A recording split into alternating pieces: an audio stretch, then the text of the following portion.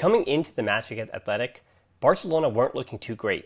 Dropping points against Sevilla put Real Madrid at the top of the table, and Barca's earlier loss to Athletic Club at the start of the season shouldn't have inspired much faith that points would come now.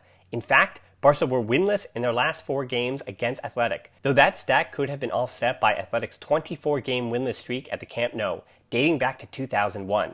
Yet it was a player that was just 2 years old at the time who helped Barca get the 3 points today. More on him later, because first I want to again welcome you to this Barcelona podcast YouTube exclusive, breaking down Barcelona's 1-0 win over Athletic Club. As much as he ripped out Culé hearts, watching Aritz Arteri's second life as a footballer, becoming one of the league's most recognizable figures, was fun to watch. Fans may dislike certain players because they get big goals in big moments against their team, but you can tell from the conversation that Jordi Alba and Sergio Busquets were having with him in the tunnel prior to the game that he more than earned their respect. It's a shame to see his career have to end the way it did, much like Vince Carter of the NBA, but both these guys extended their careers long past what anyone thought. Alright, back to the good stuff. Quique Setién surprised no one with his starting lineup, and that was definitely part of the problem in the first half. Maybe the one surprise was Artur getting the start, but it was only a surprise due to the intensity of the transfer rumors floating around that the club had already agreed to send him to Juventus for Pjanic and cash. I won't say any more about what I think of the rumors because Frances and I will be recording an extra show tomorrow to break all that down. Setién went with a 4-3-3 led by Messi, Suarez, and Griezmann up top, their first time starting together since football returned. Garitano countered with a younger lineup that was willing to defend in a 5-3-2. Of their top scorers in the Liga, leading goalscorer Raul Garcia and third leading goalscorer Iker Muniain both started on the bench, 15 goals in total. Iñaki Williams and his 6 goals, good for second on the team, started as a lone striker in front of Ollán Sanchez, who usually plays for the B team. The worrisome lineup that Garitano put out reveals more about Barcelona than Athletic Club, I'd say. Garitano knew that Setién would go with a lineup that may lose their legs sometime in the first half and tire as the game goes on, and that's what he did. Barca don't have a lot of options, but starting 7 players over the age of 30 when several of them, including Luis Suarez and his 33-year-old knees, just played 90 minutes 5 days ago is a rough ask. It reinforces the notion that Barca know they have the more talented players. But the goals will need to come from moments of brilliance. This team is not going to run up and down with an opponent for 90 minutes. Just like against Sevilla, Barca came out of the gate playing well, moving the ball, pressing when possible, wonderful stuff from Sergio Busquets in the early parts of the match. We saw a similar tactic under Valverde, and Setién agreed with the idea of having Busquets and his long legs as the point of the pressure in the midfield. On the rare occasions Athletic tried to build up out of the back. There isn't much to talk about in regards to this first half other than why Barca couldn't break down Athletic Club. There is less to talk about when you consider its deja vu from the match against Sevilla. Their Basque opponent were willing to give Barca plenty of the ball, and trust that the Blaugrana wouldn't beat them with width, so they could stay compact, keep tons of bodies around Messi, and Barca would be forced to beat them another way. As I said, Barca moved the ball well early on. Vidal playing right behind Messi and Suarez, Griezmann consistently checking back to the ball, Semedo getting into the attack a bit, but by the 19th minute, the ball movement had slowed, Luis Suarez had missed a few shots and already looked frustrated at his teammates and not 100% fit.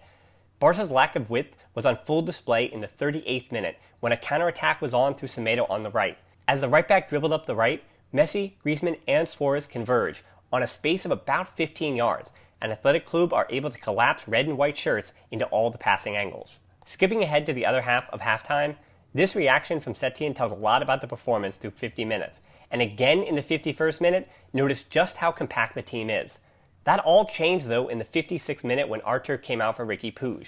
The transfer rumors may have gotten to the Brazilian today, but honestly I actually thought he was a bit better than we've seen him other times this season. Either way, Puig was exactly what the match needed. There were several times the young Catalan played a ball that made you say, "What a ball," including one in the 71st minute. The goal starts with the ball played right up the middle from Puig.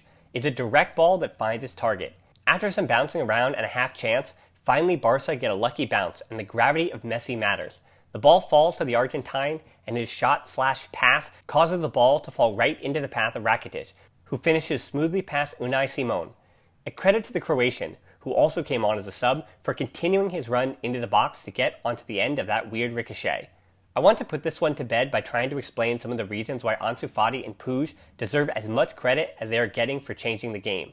In the 80th minute, Semedo finds Messi wide open on the right wing after Messi fakes checking the ball and gets on his horse up the line.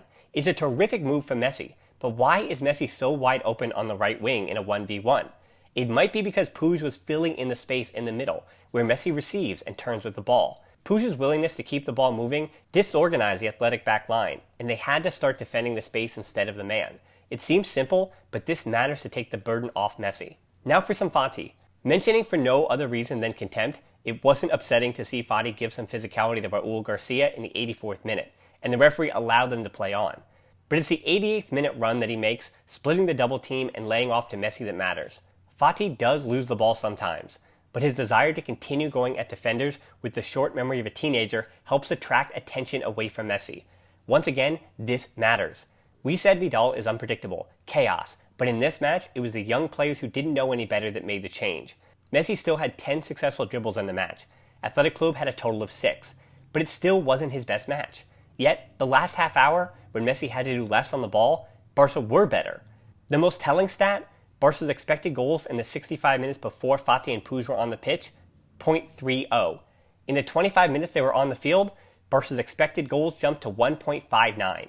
For Suarez, who I mentioned at the top, I didn't love his body language in this one. He looked like that older guy, usually somebody's dad, that comes to pick up basketball and you know that he's either going to take a long three or drive through everybody in traffic every time he touches the ball. But he'll constantly yell, ball, ball, ball, whenever you have the ball. Of all the players that shouldn't be playing 90 minutes in back-to-back games, it's him. I'm probably actually giving him an excuse for his performance, but Setién has to either manage his players properly or he should be out regardless. The final bit of credit in this match goes to Gerard Piqué, Marc-Andre ter Stegen, and that Barca back line. The Blaugrana have now kept 5 clean sheets in a row in the Liga for the first time since the 2015 season, and ter Stegen has kept 5 clean sheets in a row in the league for the first time ever. We can complain about the tempo of the game, the movement of the ball, and the lack of scoring, but we also need to give credit to the defense. No player grades for this match review, but Frances and I will be talking more about this match, plus talking about the Artur rumor, and celebrating our 200th podcast episode tomorrow. So find that wherever you get your podcasts. Also be sure to give this video a like, subscribe to our channel, and hit that bell for notifications. And as always, until next time, Forza Barça.